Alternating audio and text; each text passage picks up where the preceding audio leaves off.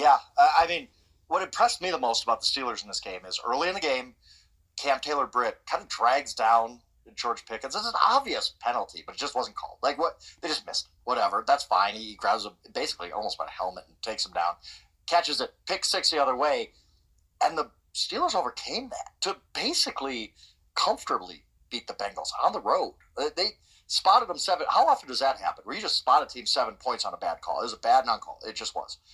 And then you still go on and just blast them. And it's so impressive. Russell Wilson made a play that seemed like old Russ in Seattle, rolling to his right, happens to see Freiermuth, kind of flips it out to him across his body. Freiermuth gets it for a touchdown. It's just a kind of play where you're like, Russ is back. Like, he had 414 yards today, 3 touchdowns, I believe. Just looks good. He looks like Russ, like we're used to the guy who made 9 Pro Bowls in 10 years with the Seattle Seahawks, and that has changed our entire offense.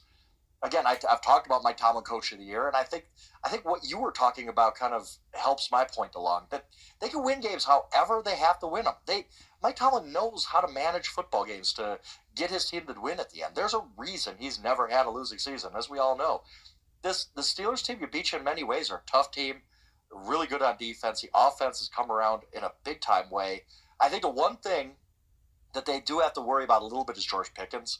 Again, George Pickens takes a bad 15-yard penalty in this game, doing the finger gun salute, whatever it was. Whether he deserved to be flagged for it or not, Mike Tomlin comes out after the game and says he needs to grow up, and he needs to grow up fast. I was like, whoa, that's pretty harsh words from Mike Tomlin, who put up with Antonio Brown's nonsense for years and years very patiently. So Pickens are going to look. He's kind of a wild card for them, and he's unreliable. Let's put it that way.